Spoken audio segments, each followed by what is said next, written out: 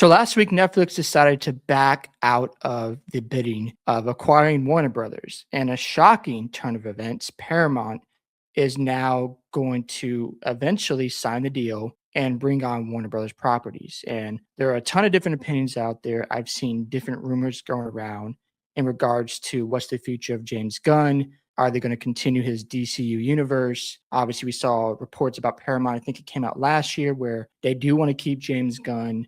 There's talks about his contract where it's expected to end in 2027. So there's a lot of uncertainty right now when it comes to the future of DCU and James Gunn. Now, according to Cosmic Book News here, James Gunn could be quitting DC and possibly taking over Marvel. Now, my first reaction is I don't think Paramount is going to make this decision because I think, in my opinion, it could backfire because he's got his fan base who is supporting the DCU. No matter how you feel about the projects, if you like Superman, dislike Superman, if you like Peacemaker or dislike Peacemaker, he is still in charge. And regardless of what happens with Supergirl, I would rather wait to see how it all plays out when it comes to the Batman character and the other ones like the Flash, Green Lantern, Wonder Woman. And if it doesn't perform like it's expected and he's gone 5 years of building this universe up, then you cut ties. That's just what I would do. Now, there's rumors going around about the return of the Snyderverse, and I don't want to get into that right now, but let's get right into what the Cosmic Book News had to say here, according to Matt McGowan.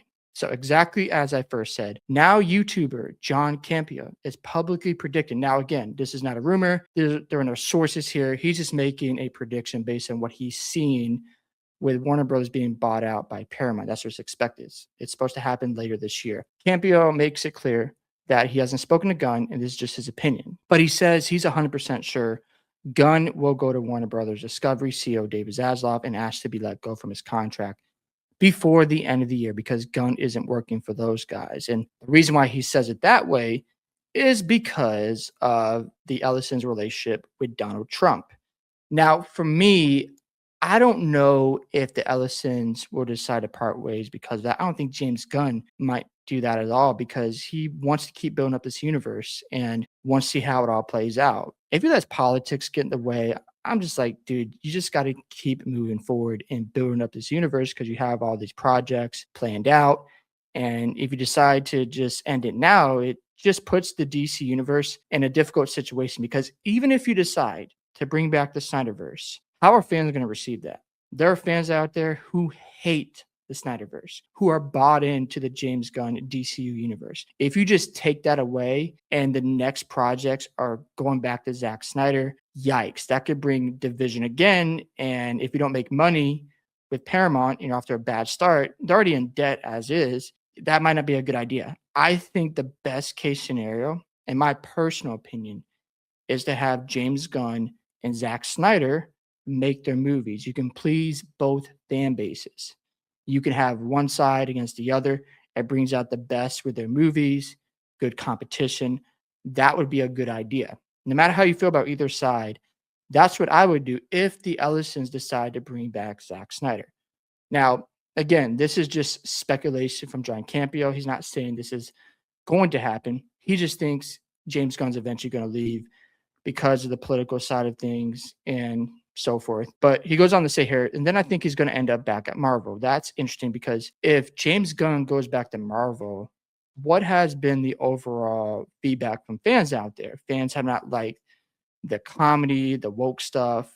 They want Marvel to be more serious, and James Gunn is known for his comedy. If you make everything so light and not too serious, and you don't have a good balance, I don't know if that's going to go over well with the fans because we have already seen that version of the Marvel universe. So there has to be a change of direction and tone, in my opinion. And who knows if Marvel is going to survive, especially after Avengers Doomsday. I hope that movie's good. I expect it to make over $1 billion. I expect it to reach $2 billion.